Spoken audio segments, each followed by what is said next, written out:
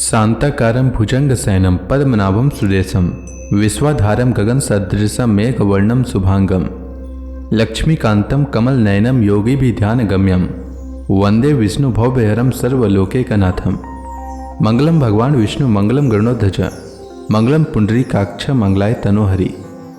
ओम नमो भगवते वासुदेवाय। आज का दिन आप सभी के लिए मंगलमय हो। आइए सुनते हैं वैशाख मास कथा का 25वां अध्याय।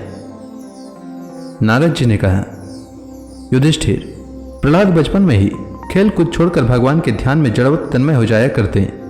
भगवान श्री कृष्ण के अनुग्रह रूप ग्रह ने उनके हृदय को इस प्रकार खींच लिया था कि उन्हें जगत की कुछ सुध बुध ही नहीं रहती। उन्हें ऐसा जान पड़ता कि भगवान मुझे अपनी गोद में लेकर आलिंगन कर रहे हैं, इसलिए उन्हें सोते बैठते, खाते पीते, चलते फिरते और बातचीत करते समय भी इन बातों का ध्यान बिल्कुल न रहता। कभी कभी भगवान मुझे छोड़कर चले गए, इस भावना में उनका हृदय इतना डूब जाता कि वे जोर जोर से रोने लगते। कभी कभी मन ही मन उन्हें अपने सामने पाकर आनंदोद्रेक से ठठाकर हंसने लगते। कभी उनके ध्यान के मधुर आनंद का अनुभव करके जोर से गाने लगते। वे कभी उत्सुक हो बेसुरा चिल्ला पड़ते, कभी कभी लोक लज्जा का त्याग करके प्रेम में छक कर नाचने भी लगते थे। कभी कभी उनकी लीला के चिंतन में इतने तल्लीन हो जाते कि उन्हें अपनी याद ही न रहती, उन्हीं का अनुकरण करने लगते। कभी कभी भीतर ही भीतर भगवान का कोमल संस्पर्श अनुभव करके आनंद में मग्न हो जाते और चुपचाप शांत होकर बैठे रहते। उस समय उनका रोम रोम पुलकित हो उठता। अध खुले नेत्र अविचल प्रेम और आनंद के आंसुओं से भरे रहते। भगवान श्री कृष्ण के चरण कमलों की यह भक्ति अकिंचन भगवत प्रेमी महात्माओं के संग से ही प्राप्त होती है। इसके द्वारा वे स्वयं तो परमानंद में मग्न रहते ही थे। जिन बेचारों का मन कुसंग के कारण अत्यंत दिनहीन हो रहा था, उन्हें भी बार बार शांति प्रदान करते थे। युधिष्ठिर, प्रहलाद भगवान के परम प्रेमी भक्त, परम भाग्यवान और ऊंची कोटि के महात्मा थे। हिरण्यकशिपु ऐसे साधु पुत्र को भी अपराधी बतलाकर उनका अनिष्ट करने की चेष्टा करने लगा। युधिष्ठिर ने पूछा, नारद जी, आपका व्रत अखंड है। अब हम आपसे यह जानना चाहते हैं कि हिरण्यकशिपु ने पिता होकर भी ऐसे शुद्ध हृदय महात्मा पुत्र से द्रोह क्यों किया। पिता तो स्वभाव से ही अपने पुत्रों से प्रेम करते हैं। यदि पुत्र कोई उल्टा काम करता है तो वे उसे शिक्षा देने के लिए ही डांटते हैं, शत्रु की तरह वैर विरोध तो नहीं करते। फिर प्रहलाद जी जैसे अनुकूल, शुद्ध हृदय एवं गुरुजनों में भगवत भाव करने वाले पुत्रों से भला कोई द्वेष कर ही कैसे सकता है। नारद जी, आप सब कुछ जानते हैं।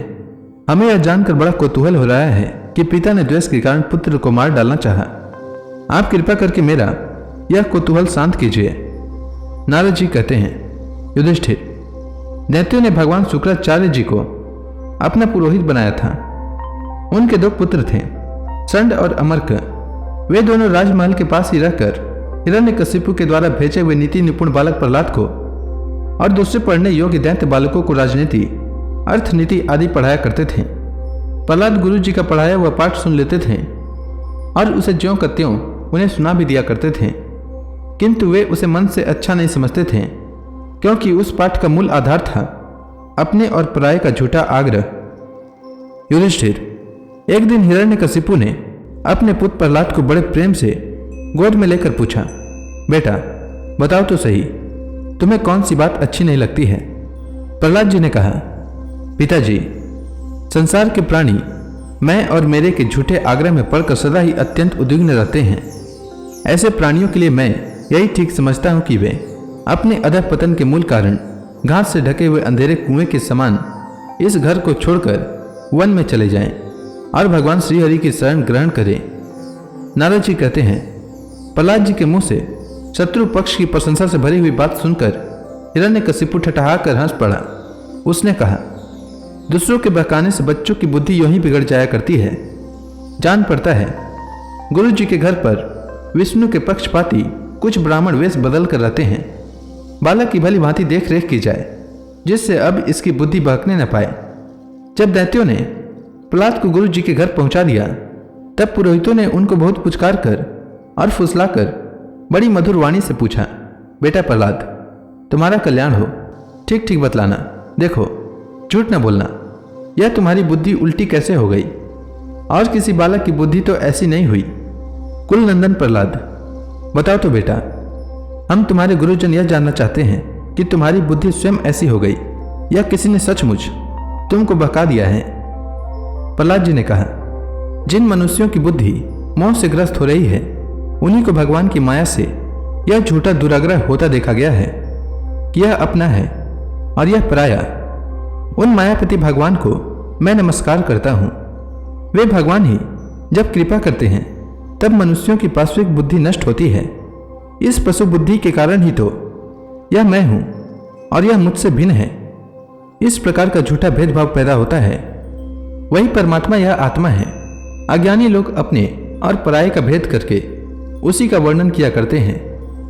उनका न जानना भी ठीक ही है, क्योंकि उसके तत्व को जानना बहुत कठिन है और ब्रह्मा आदि बड़े बड़े वेदज्ञ भी उसके विषय में मोहित हो जाते हैं।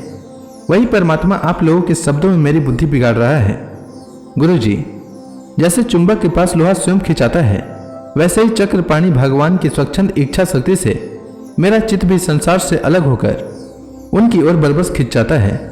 तो इसी के साथ यह अध्याय समाप्त हुआ। इसके आगे की कथा मैं कल के अध्याय में सुनाऊंगा। तब तक के लिए भगवान हरि का नाम लेते रहें। तो प्रेम से बोली भगवान विष्णु की जय, श्री कृष्ण भगवान की जय, समस्त देवी देवताओं की जय।